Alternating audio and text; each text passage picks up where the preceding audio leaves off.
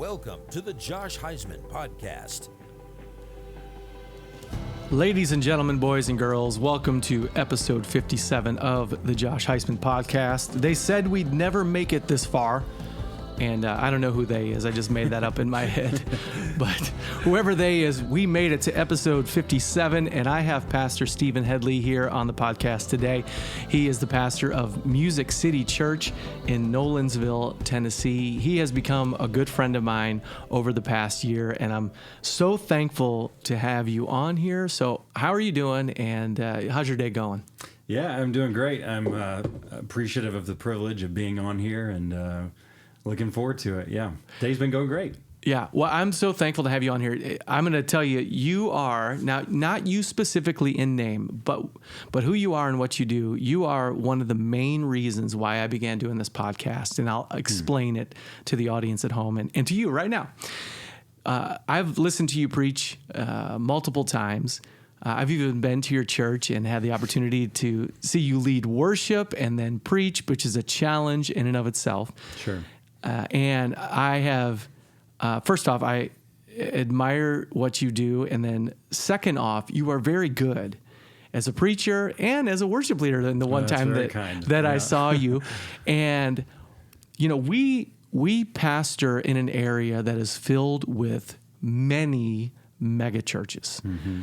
And I know there are some who don't like that term, but churches that are very massive and well-known preachers. And I'm in the same boat as you, as we pastor churches that are not would be considered mega churches. In fact, there's smaller churches that maybe as many people don't know about. Mm-hmm. But at the same time, because we don't have this massive audience, some aren't aware of who are some really fantastic pastors and preachers in the area. And I would consider you to be one of those. Someone who I think people need to know. More people need to know who you are, what God is doing in your life, and how you pastor and how you preach. Because I just will say it one more time, you're very good at what you do, and God has blessed you. And I want more people to meet pastors like you, because pastors often get a bad rap. Sure. Especially in the media, we're represented by those who are on a grand national scale. Sure. And anyway, so that's one of the reasons why I began this show. That's very kind. I appreciate that. It's a little flattering, but hopefully anyone who actually shows up and checks me out feels the same way. Yeah, they will. They will. I assure you of that. Well, okay, so let's go back to maybe the beginning of call into ministry, because I always love talking about that. What in the first place got you into ministry? How did God work in your life in that way? Let's go. Take me to the beginning. Yeah. So I grew up in a pastor's home, and I feel like, and I don't know how many other pastors' kids would identify with this, but I think initially in life, my expectation was just, I was called by default. It was just kind of this expectation of, this is what my dad did. This is, I understand it. This is what I'm going to do as well. And really, in many ways, I feel like that was kind of the push for the trajectory I was on. And I think all of that made sense to me until around my junior year of high school. So my dad was at the time pastoring a good-sized church. We'd actually moved to a different part of the country for my dad to take that role. He'd been there a couple of years at that point, and everything had been going well until there was this critical decision where the church leadership was going to be taking a different path. There was going to be a restructuring of how the board and leadership took place. And immediately, everything went south. It exploded, and church tension and drama, like I didn't know was possible, began to erupt. And so over the course of several years, there was church splits. There were power moves by people trying to regain or release, or there was a lot going on. And so throughout that process, I had this reassessment taking place inside of me of, is this actually what I want to do? How old are you at that point? So I was a junior in high school, and I grew up I grew up in a denomination and just kind of in a church culture where people tended to focus when they talked about moving into the ministry sphere or even having kind of that as their defined purpose. Consistently, they were able to point back to a specific, like the call, this lightning bolt experience they had where definitively they knew that God wanted them to do this. For me, I never had that. And so for me, it was more of, hey, I volunteered to do this. You know, in my mind, it was like, I'm volunteering to go in this direction.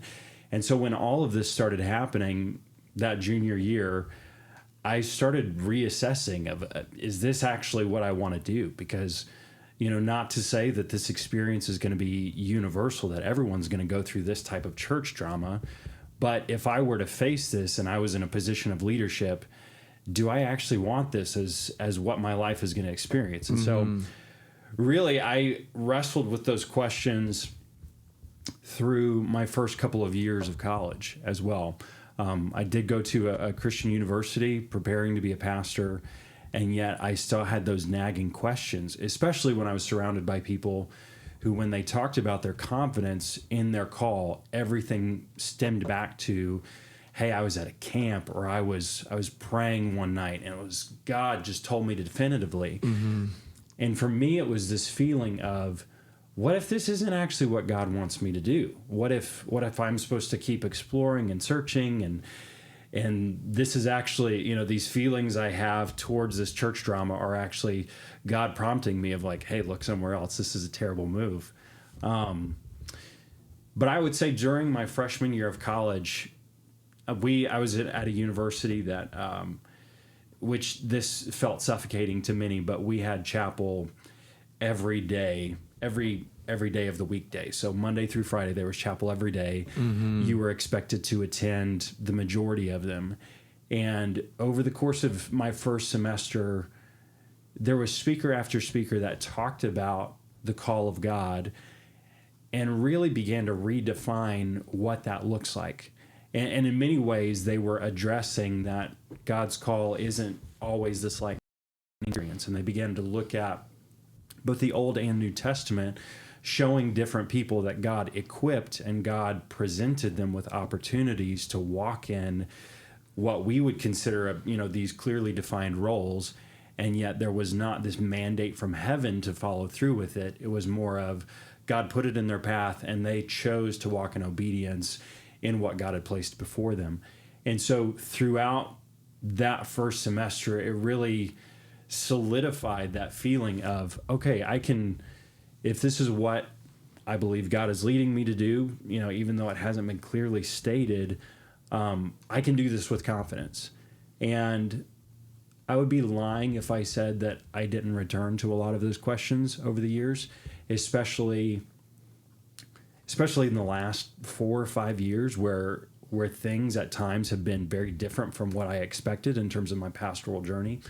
And yet throughout that process, I keep kind of coming back of, God is faithful, God sustains, and even if I don't have like a mandate from heaven, it doesn't dismiss the fact that God can still work and use me. And it also doesn't mean that I'm somehow not in his plan. Yeah. Well, I think a lot of pastors can relate to the story of Elijah in what you're talking about, in the sense that the ups and downs of ministry and calling, and when God is using you in something and you have these mountaintop moments that unfortunately can be followed by these valleys that just feel so low. And I say the story of Elijah because, his back and forth of God moving and then depression, God moving and then depression, and, is something that many pastors, I think, experience. And when you say, like, I've returned to those questions many times, if I were being honest with you, I'd say I do too. I've had a few moments where I said, God, I didn't ask for this. Sure. You placed this on my heart, and I need you to show up. In fact, not to go too far, but I was thinking about Moses too. I've been reading through the Exodus story again, and I'm fascinated that here Moses has this burning bush experience where God says, I'm going to call you. I'm going to send you into Egypt. You're going to deliver my people. But God even says Pharaoh's not going to listen. There's going to be this amount of plagues. There's going to be whatever. And Moses is told this, and he goes, and then he does it. Now he has his questions, and he's like, hey, I can't speak well. I can't. All right. So my point is, so God does all this work, and that's the hard stuff. And Moses thinks that's going to be the hard stuff. Right. The wilderness hasn't even started yet. Yeah. And the people, the complaining and the whatever. And then I laugh because then Moses goes to God in a couple different verses, and he says, I didn't ask for this. Like, you got to you're leaving me out here to dry with these people. Right. It's such a relatable experience when it comes to ministry. So anyway. It's so funny that you mentioned one of my favorite passages in the Bible is actually in the Moses story, where they're standing at the Red Sea and the people are complaining about, why'd you bring us out here to die? And Moses stands up and confidently declares, essentially, shut up and watch what God is about to do. And then Moses goes into his tent, and the next thing you see is God speaking to him, saying, why are you crying? Get up and go out. So clearly Moses has just had this like projected confidence to the people of like, be quiet, God's with us. And then the next thing you know, he's clearly having his own self-doubt and crumbling and be like, but God, what are we going to do? And he's panicking. And I feel like that is so relatable as leaders, because there are so many times where we feel like we're responsible for telling people, hey, you can trust God, you can be confident in this, while simultaneously wrestling with our own struggles and challenges. And what is the balance between projecting confidence and then saying at times, yeah, I don't know. That's a fantastic question. I want to be certain that this is the direction. I want to feel like this is what we're supposed to do, that this is God, but I don't know. Yeah. I mean, that's to me, I think the inner conflict that takes place in a lot of leadership. Again, especially when on the spiritual side of it, now business CEOs and whatever it may be, I think that's a different thing because God's not involved in that quite often. But, from the church side of it, I think that's where the struggle is. Like you inside, you want to be following the Lord's direction. You don't want it to be an ego thing or a me thing, Yeah. So that makes it hard. Yeah, 100%. Because I think you want to walk that tightrope where you're relatable and vulnerable, but you also don't want to talk about, I guess, the depth of what you're going through, if what you're going through right now would in any way compromise the message, where it starts to point draw attention to yourself and your own flaws versus directing attention towards God and his strength. And I think that that's something that I fail at often, if I'm honest, where I either go to one of two extremes where I'm not vulnerable enough and I don't open up clearly enough about what I've been through or what I'm going through, where people can sit back and go, oh man, he's just, he's got it together. He's a pastor. He's functioning in a higher level of Christianity, or swinging the other way where I'm transparent to the point that people are going, yeesh, I mean, is this guy actually in a place where we should be listening to him, or is he too broken at this moment to actually lead us? Oh, I'm sure there's many stories for that one, right? For all of us. But I think Moses in the end did a far better job than I know I would ever do. I mean, even in the story when God says, speak to the rock and I will bring water from the rock. And then the people start complaining, and then Moses strikes the rock. I was like, he only struck it once. If it was me, it would have said, and then Josh grabbed the rod like a baseball bat and began repeatedly striking the rock in anger. So anyway, what a crazy thing. Okay, so let's go back to calling, because then you do school, you do all that. What was your first full-time ministry job? Yeah, so I worked part-time as a music pastor when I was getting my master's at a university in Springfield, Missouri. And then following that, I took my first full-time position. I was a youth pastor at a church in Tulsa, Oklahoma called Christian Chapel. and was there for 4 years. Ended up about halfway through my first year there, I took on leading worship for the church as well. And so functioned in that dual role for the next 3.5 years before moving to Nashville.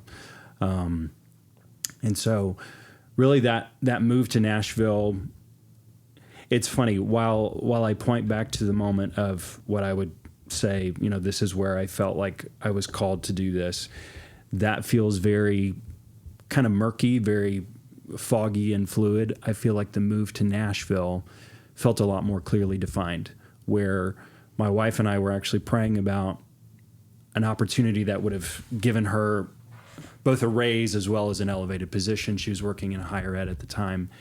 And as we were praying about a couple different opportunities that had presented themselves, we felt like over and over God just, it felt too frequent to be coincidental that God kept bringing Nashville on our radar. I'd never been to Nashville. My wife had never even been to the state of Tennessee. And yet over and over while we were praying about something completely different, this kept coming up on the radar. And so we investigated, talked to one another after a couple weeks of praying about these other opportunities, said, for whatever reason, this keeps coming up. What if there's something there? And so I reached out to a pastor that is actually in Clarksville, but he had offered me a job years before. Their church had done extremely well, and so I knew that he had a pulse of the area. Got to talking with him. Turns out he was serving as an overseer of the church that I pastor now, where he was essentially someone that the pastor before me would reach out to for advice or even support. And so when he found out that we were interested in the Nashville area, or at least exploring it, he said, well, there's a church that really needs a pastor. They actually are sort of in limbo. The church was in a portable setup, tear down mode. And he said, they don't have a leader right now. And then he offered me another job that was actually at his church as the associate pastor. And that church was thriving, exploding. A couple years later, it ended up being named one of the top fastest growing churches in America. And so it was this presentation of two very polar opposite opportunities, where one was moving from stability, which is what we experienced in Tulsa, to another position of stability and growth, versus moving to a church that no one was sure if it would survive, and moving into we actually moved into the upstairs bedroom of a woman that we'd never met, who was a coworker of someone at our church, simply because we couldn't find affordable housing when we first moved to the area. And so it definitely felt like a God, what are we doing type moment. And yet maybe for the first time in my life, I thought, but we've got to do this, because it feels like this is clearly what God is wanting us to do. And so that really began the journey that leads us to where we are today. So how do you know that? How do you know it's God clearly doing something in your life that he wants you to do? Like if you were sitting down with someone and explaining that to someone, they'd go, well, how? Yeah. Because from the world's perspective, the other options make much more sense. Yeah. Yeah. And that's a great question. I think, for me, when I've studied the New Testament, studied the Old Testament, and looked at different people that God used, that God called, over and over I see talent, opportunity as playing major factors. And then, of course, you also have what seems like a common occasion, but when you look at all of history and consider how many people this actually applies to, it's actually a very small category of people who would say, I definitely heard from God of what to do. Right. And so for us in this moment,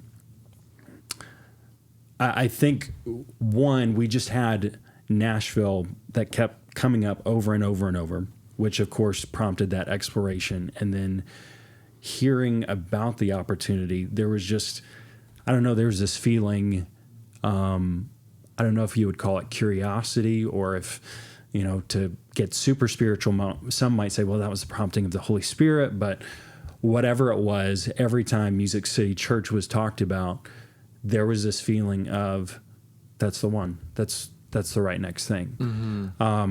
It's almost like, when you ask someone, well, how did you know this was the person you were supposed to marry? And so often it's not this objective, like, well, I had this 20-point checklist and they checked every box. While that may have existed at the initial phase of maybe dating or curiosity in the relationship, at some point there was this recognition internally, this gut feeling of, no, this is it. And so I think that's what it was. And truth be told, I think multiple times, even during the move, my wife and I looked at each other, particularly as we were moving into a stranger's house. We looked at one another and we were like, is this what we're supposed to do? Like, this is insane. So I don't think that's necessarily a super clear answer. Well, it makes sense because there's been a few times in my life, and when I say this, I'll preface it with, this is more rare than common in the way that God has worked in my life. But there have been times when I feel like God is kind of, whether I wanted something or not, where God has kind of given me a vision or eyes to see what he sees. Yeah. And so, for example, you mentioned, getting married or whatever it may be.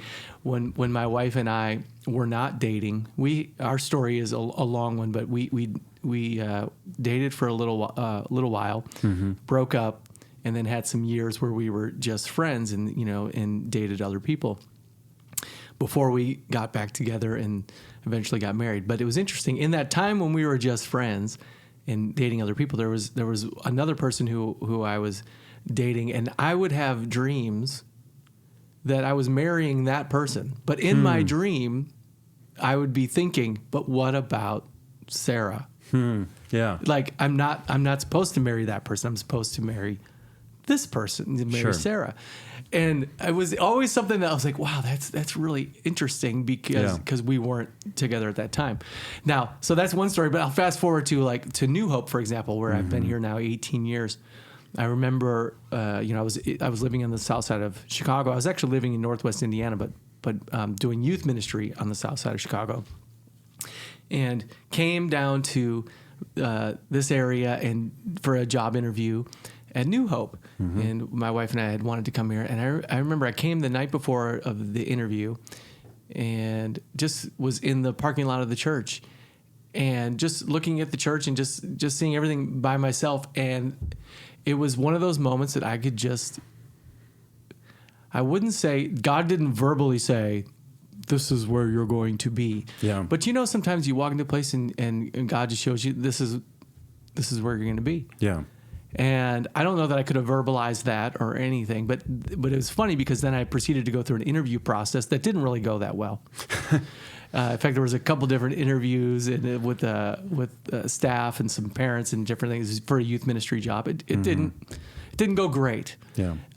Met with the elders. My wife and I met with the elders on the Sunday of that weekend. We spent a weekend with everybody. That went great. And through the course of things, God brought us here to the church, and it's fascinating because 18 years later, the things that I remember was like that night being here by myself, and God just kind of go like feeling that this is it. Yeah, this is where you're going to be. And so sometimes you go, I can't put my finger on God's direction. You just sometimes God will just show you like this is what it is, and maybe Music City Church. It sounds like was for you. Yeah, no, absolutely. Yeah. So you come and you're pastoring the church, and at the time the church was in a different location.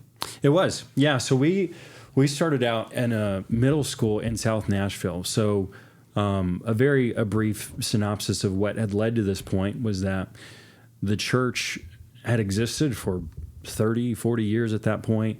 They'd originally been in a different part of South Nashville, but as the area around them developed, it became a very transient area. So they were effectively connecting and reaching people, but because everything around them was either apartments or rentals, what they found is that the congregation was turning over every 6 months, where as soon as someone's lease was up, they were gone. And so they felt like, this is actually not enabling us to make the strides that we're wanting to in our community. And so we feel like we can do more if we get into a more established place where maybe we're able to still connect with people that we are already reaching, but also form a base of families that will be with us long term. And so at the time, there were a number of people who were in the Nolensville community already that were attending the church. And so as that was targeted as like, hey, this is a really growing area of Nashville, there's not a lot of churches that look like this, let's try to get our foot in the door. Mm-hmm. And so the closest they could get at the time was this school that was kind of on the border of South Nashville, Brentwood, Nolensville. And so they did this, what in hindsight might have been kind of a crazy decision, but they left a building that they owned to start doing portable setup, tear down church, leased the space to a different church, leased the other space to a different church. And then essentially 6 months into doing this new way of church, the pastor said, hey, I feel like I was the Moses to this thing and not the Joshua.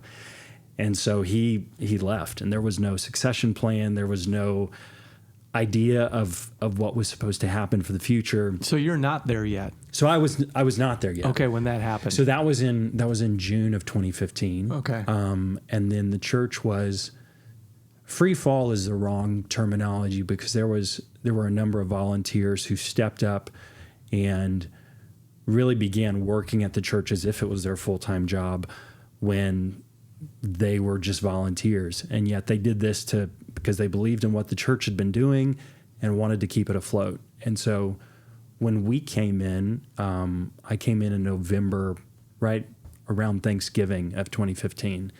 And by the time I got there, there had previously been 2 full-time pastors on staff. Both had taken positions at different churches. Many of those who'd been volunteering were extremely burnt out. Apparently, there had actually been people asked to delay or shift when their vacations were taking place because they didn't have the volunteer support and they needed to keep the ministries running. And so not only did we come in a very unorthodox scenario where you're in this portable setup, tear down church that's without a leader. So it's kind of functioning as a church plant, but without some of the drive and passion of the church planter. Mm-hmm. But in addition, you've already got people who 6, 8, I guess November's 11 months in, are saying, I'll continue attending this church, but I feel really burnt out and I'm not ready to commit to volunteering anymore. Mm-hmm. And so for us, when we came in, it was this recognition of, before we can focus on growth or any of these other things that everyone wants, we have to first establish a system of health within our organization, within our volunteer base. Yeah. And so a lot of what we did earlier on was just pivoting to make sure that we were loving and discipling the people that were already there before questioning what does it look like to reach out beyond these walls. And so we started that in 2015. By the end of 2019, the church had tripled in size, was extremely healthy. We had regular rotations of volunteers. We had gotten to where in 2019 we paid cash for property that we were going to build on. And then 2020 happened and the world shifted. And with the world shifting, so did ministry and church as we know it. Mm-hmm.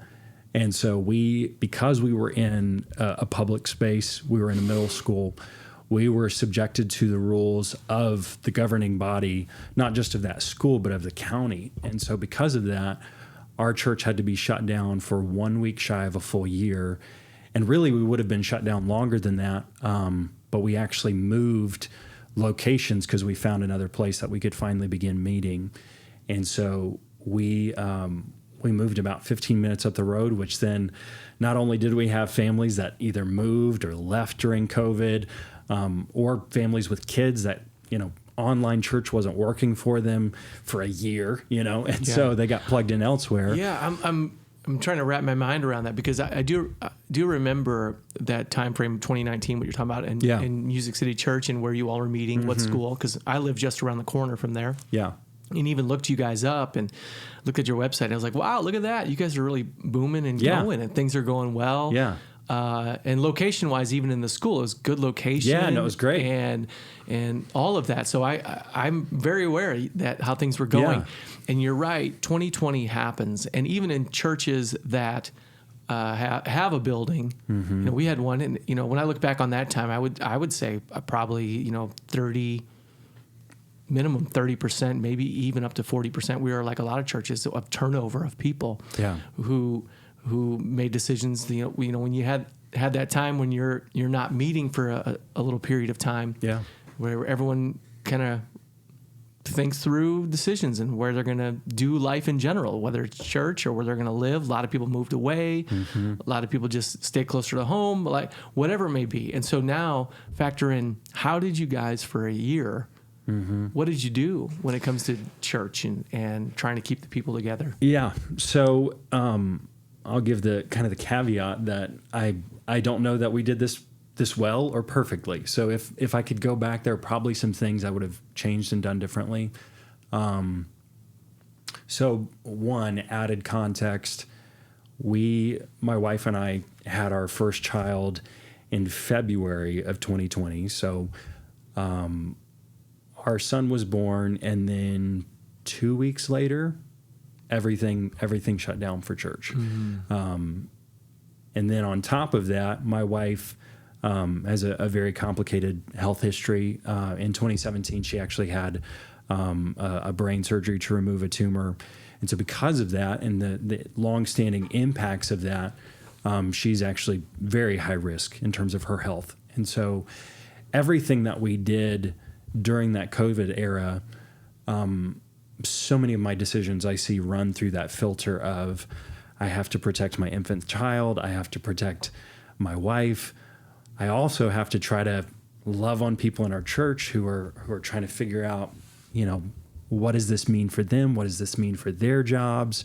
And then of course, in many ways, it actually felt like the back burner question of, what does this mean for our church? Even though it was definitely a very prominent question. And so for us, as a leadership team, which we have some phenomenal people who've been with us through thick and thin. And so we were having those conversations of how do we connect with people. And so we of course tried reaching out on the individual level. And then we tried, as things got to where they were safer to open up and people kind of got used to precautions, we started trying to do a house church model where essentially we would live stream or pre-record and stream our services on Sundays, but then we would encourage and even try to organize some of these home groups where people would gather together to watch the services. That way there was still that in-person community aspect. And truth be told, that didn't really take off. I think we had maybe one or two groups that started that, but it didn't really last very long. And so I think there's a lot of things we could have done differently, to be honest. Because when we reopened, you assume, because at the time, I was really paying attention to the metrics I had available to me to just kind of guess at the people that we still had engaged. So I have, of course, looking at who's commenting on Facebook because we were streaming our services there, who's commenting in our app, who's still giving, who are the people that it still seems like they're plugged in to some degree. And on the other side of that, I realized that maybe those weren't the best metrics, because even some of the people who were, for instance, consistently giving during 2020, once we reopened, come to find out they'd gone somewhere else a long time before, but potentially felt some sort of responsibility of like, hey, but I still care about this church. I'm going to help try to keep it going. But then once we were back in person, it was like, okay, I'm relieved of that duty. And really, I think it was one of the most heartbreaking periods of our life, of my wife and I's life, because on the other side of that, we had people that we had done life with for years, not just church and ministry, but I mean, we had been hanging out at each other's homes at times every single week. And then on the other side of this, when we reopened, suddenly we find out that these people aren't really a part of our church community, or in some instances just dropped off the face of the earth and weren't a part of our lives anymore. Yeah. And I think as a pastor, not just as a person, but as a pastor, having people walk away, never giving a reason why, never having any sort of connection beyond the last in-person service, it was very confusing and very jarring. Yeah. Well, man, you are touching on something now that to me is really something that, had I known what you're talking about, what that feels like before I ever got into ministry, I don't know that I would have done it. Yeah. Because as pastors, our hearts, and scripturally, shepherds of the church, shepherds of a congregation, and the Lord puts us in place. Mm-hmm. And with that responsibility comes a genuine, real care for the people who are a part of the congregation. Yeah. I'm not saying that we're best friends with everybody. That's not what it is. But a genuine care of praying for, guiding, teaching, spending time with, pouring our hearts mm-hmm. into their families, their lives, giving time, right?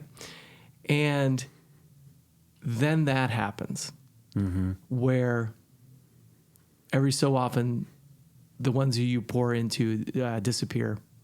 There's not a reason, or maybe there is a reason, but they don't tell you. And all of a sudden, a part of you is gone because you've poured into, okay? Yeah. And that's not to say, that's not to lay a guilt trip on anybody who's listening and who has left church, whatever. I mean, life happens. No, not at all. We understand it completely. Yeah.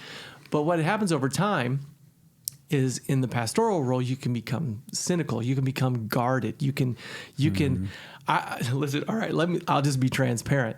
One of the things I have to fight against, and especially having been in the same place for a long time, is a lot of times I can see how something's going to end before it ever starts. Sure.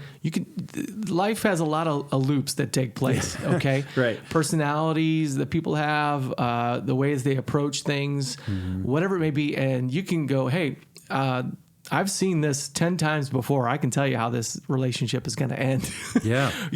Or this situation or whatever. Mm-hmm. And you have to fight against that because we're all different and we're all, but that hurt when you lose relationship can kind of sway your thoughts on things. And you have to be careful about that because it hurts. Yeah.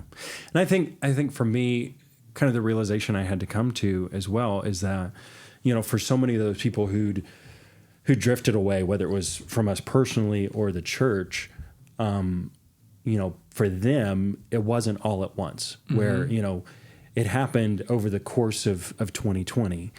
But for us, since we were shut down and really just trying to survive with a newborn, because we didn't have any relief. There were zero breaks for us, so my son also struggled with sleeping. And so just trying to maintain sanity while also prepping sermons, while also recording in my living room and mixing and editing and doing all of this, it was, even with our best efforts, we couldn't keep in touch with as many people as we wanted to. Yeah. And so all that to say, while, let's just use a number of 10, families, 10 people that we'd been closely connected to, while they might have dropped off at varying times in the year, for us, we didn't know the drop off until all of a sudden, 2021, we're back in person. And so it wasn't just we lost one relationship. It was like we lost all 10 at the same time. And I think that just hits a whole lot harder. You feel a lot more abandonment versus, if it was an individual situation, it's like, well, I get they moved on because of their kids. And while there was still that understanding, simultaneously, there's this deep, almost unconscious part of us that feels, that feels the pain at a much deeper level that logic and reason can't explain away. Mm-hmm. And so, I think that there are still echoes of that reverberate in life now that I still have to fight against, where, and I can look back at other periods in my life where I felt abandoned by people who, for instance, we had, our church was not immune to having pastors who made questionable moral decisions and left the church, left the ministry because of that. And because I was in a pastor's home, when they left, there was this deep feeling of betrayal of, man, I trusted this person. This person helped to shape my understanding of God. Mm-hmm. And then they were gone. And I look back at even an earlier age, becoming guarded with people.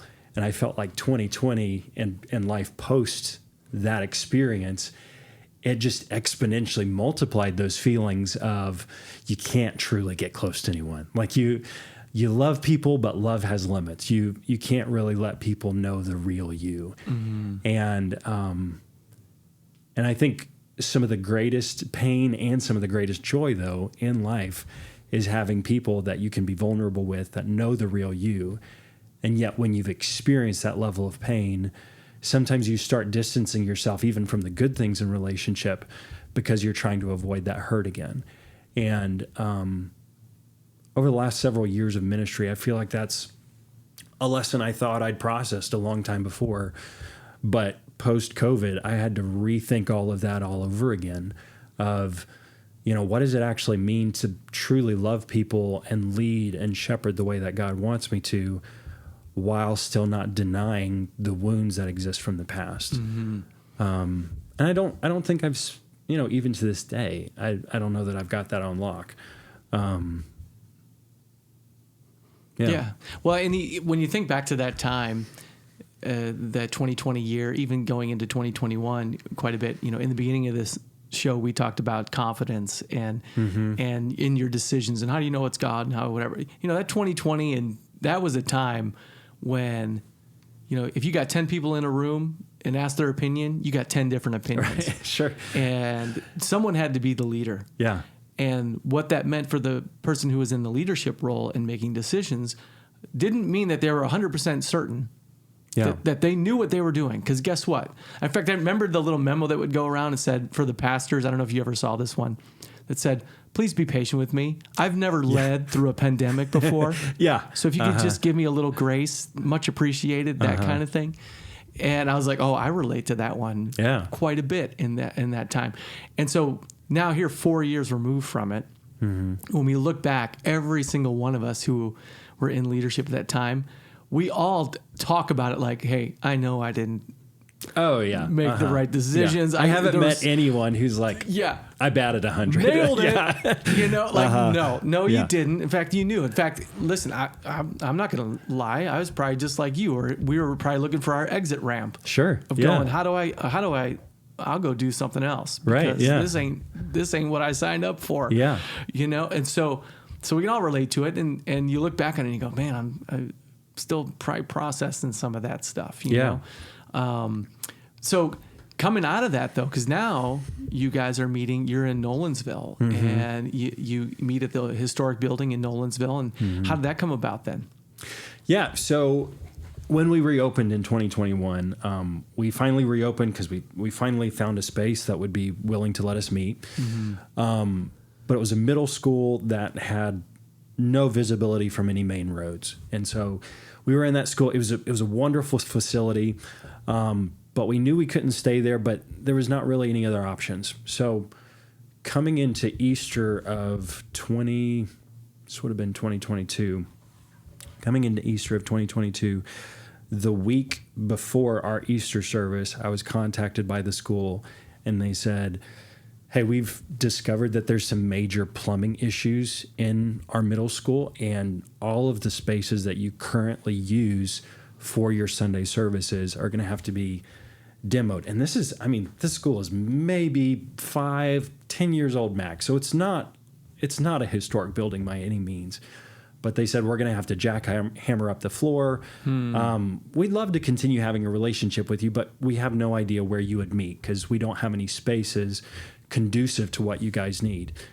And so, to be honest, I went into Easter thinking, this is the last Easter for Music City Church. I was thinking, and Stephen's journal said, why God? Really God? What's going on? Yeah. So They're literally jackhammering up the floors.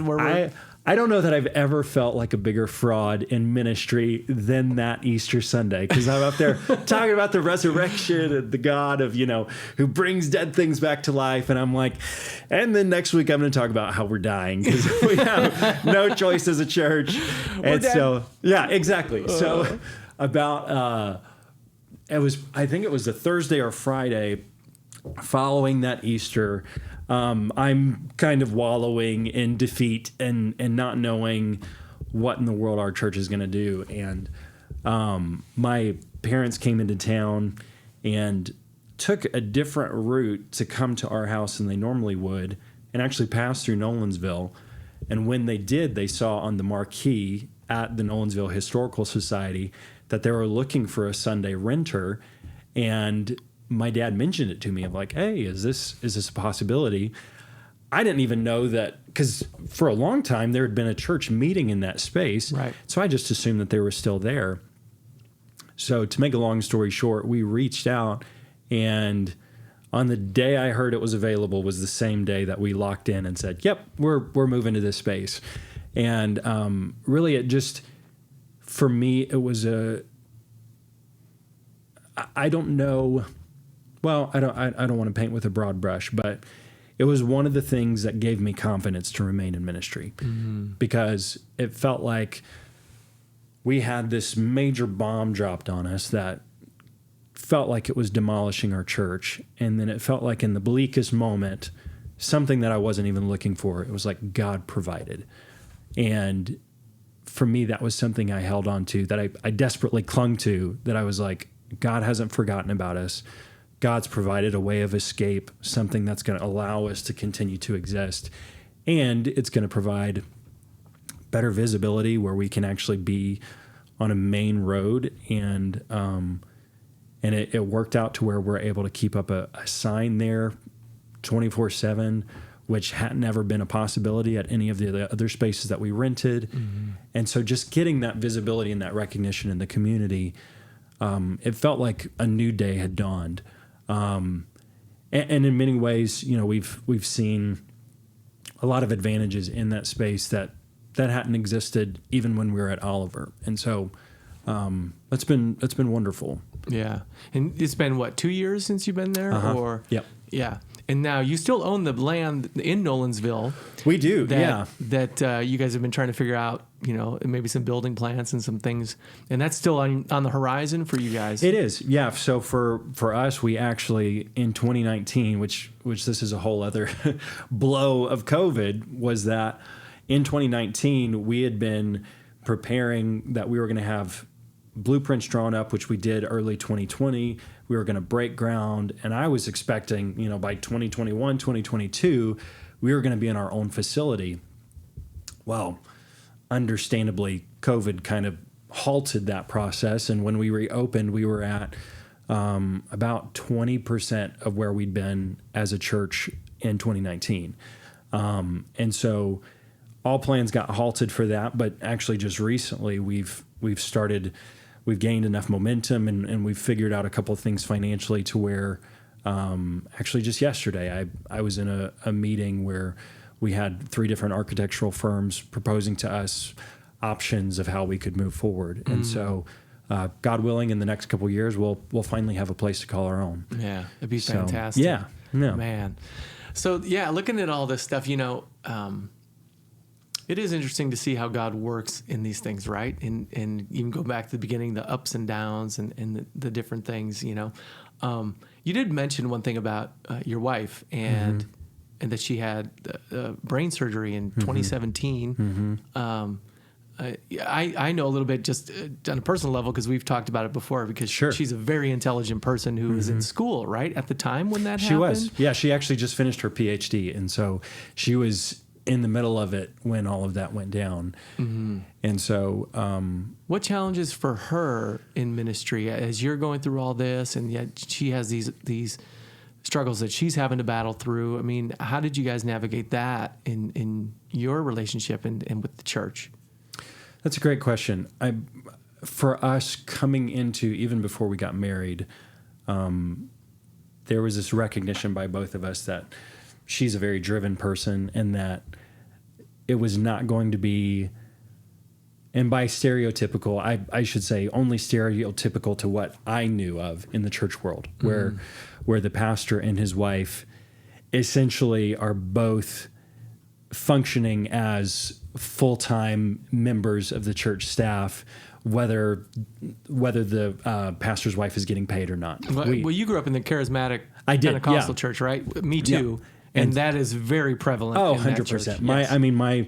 My mom led the music at our churches. So she was the pianist. She was the choir director. She was, if there was a cantata or a drama or whatever, my mom was at the forefront of that.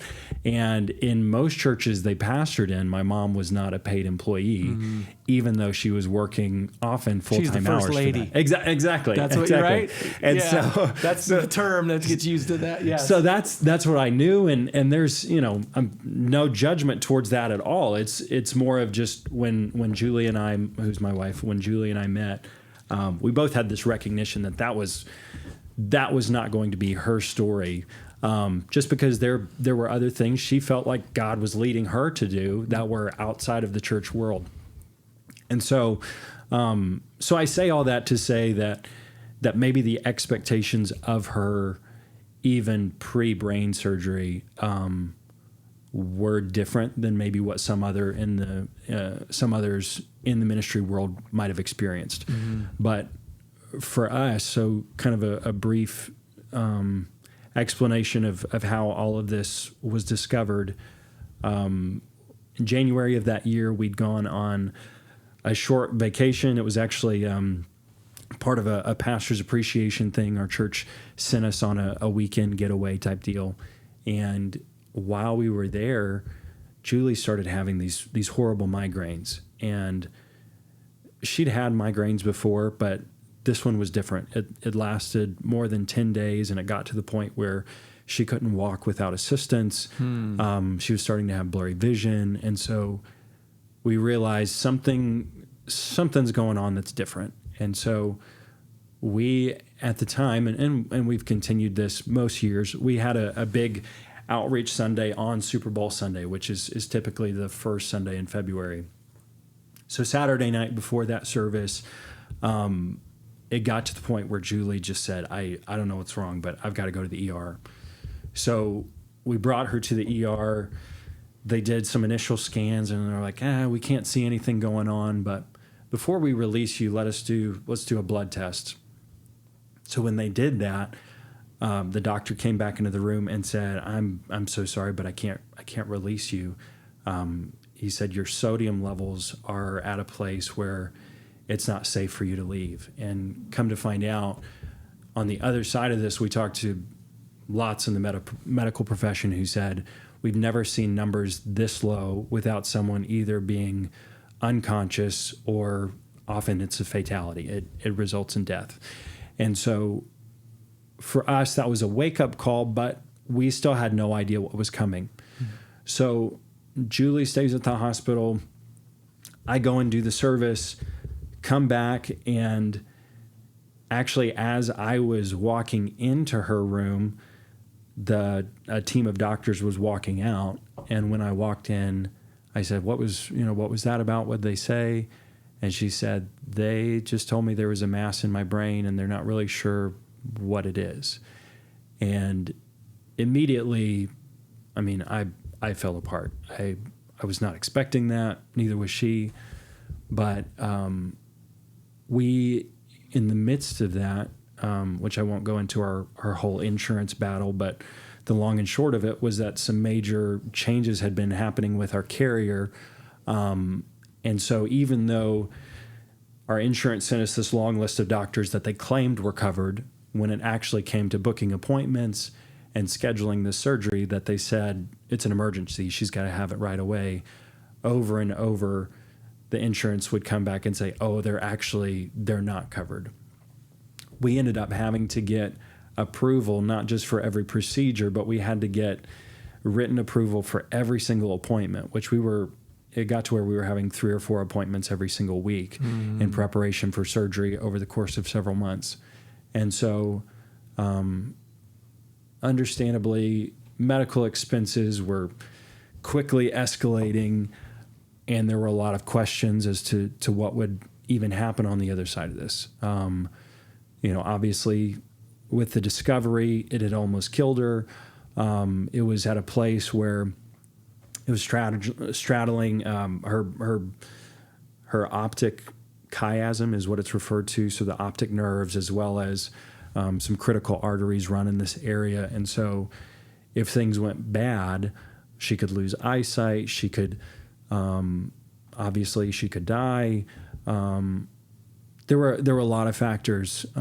Most said, which at the time we didn't have any children, and they said, you probably won't because this affects the area of the brain that controls the hormones for all of these different things. And so really, to answer your original question, through this whole process, we saw our church come beside us in a way that to this day blows my mind. We had people randomly step up. Even we had a visitor, a guest at our church who I think they're from Philadelphia. They came through town randomly. One of their sons was part of the Nashville Symphony Orchestra.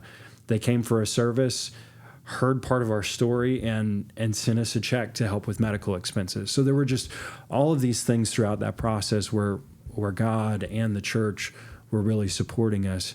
And so there was an abundance of grace that was extended to us throughout that whole process. And so post-surgery, my wife had a cerebral spinal fluid leak. And so for about a month, just sitting up was an hour-long process each time because the cerebral spinal fluid in your brain helps to cushion it. And so if you move, it helps to create this cushion to where it doesn't compress your brain. Well, since that was reduced, every movement essentially put this added weight on her brain. And I'm sure any medical professionals out there are like, you are butchering the description of what's happening. Right. But anyway, just sitting up was a feat of strength and endurance. And so we definitely had our own journey of faith going through that. Because I think even though I would have said before that, like, no, I don't believe that only good things happen to good people. To some degree, in the midst of that, it was kind of, God, where are you? We've done everything right. We moved our entire lives in this huge step of faith, which at this point was barely a year and a half before. It's like, God, we've done what we feel like is in accordance with your plan and your desires. Why is this happening to us? And there were a lot of lessons we learned through that of God's provision and strength, even in the midst of testing. And truth be told, I feel like on the other side of that, I had a more accurate understanding of theology than I had before. And it was also interesting that we had a number of people, especially older members of our congregation, who said, even if you were saying the same things, watching you go through this process and hearing you talk about pain and trusting God through the midst of it, what you're saying has a different gravity, a different weight to it than if you'd spoken it before. Mm-hmm. Where through your pain, even though we wish it hadn't happened, there's so much that God has been teaching us through watching your journey that, while again, it's not a good thing, good has come from it. And so that's been something that we clung to through the whole process as well. And really, if my wife was here, she would describe that kind of the theme verse or theme story that she kept going back to was the story of Shadrach, Meshach, and Abednego as they stand before King Nebuchadnezzar, and essentially said, we know our God can rescue us, but whether he does or not, we're not going to bow our knee. We're still going to trust him to the end. And really that was the life verse, life passage for her, is that I don't know what's going to happen on the other side of this, but whether it ends in death or whether it ends in healing, either way, I'm going to trust God through the process. Yeah.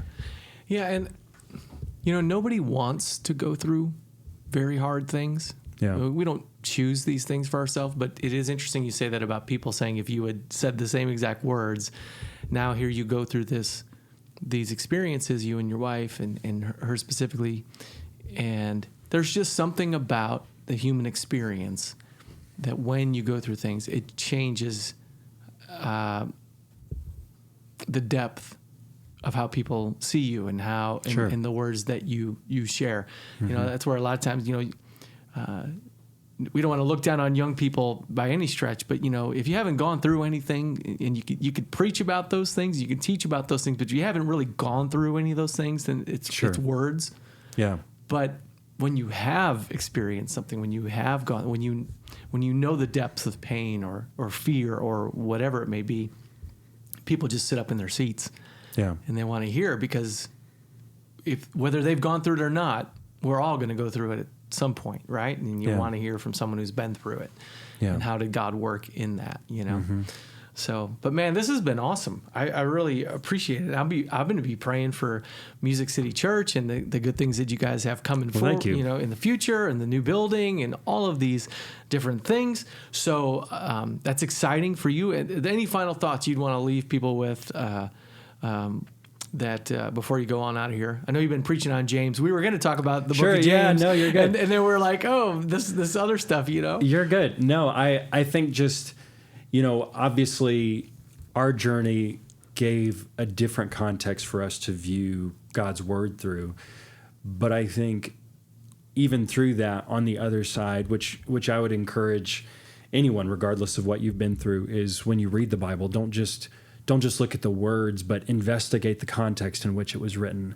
Because obviously we don't have time to get into the book of James, but it's easy to read a book like that where he's giving all of these practical instructions of how you should live your life, and to forget the context in which he's writing it and be like, James, these things are really hard to understand. They're hard to follow through with.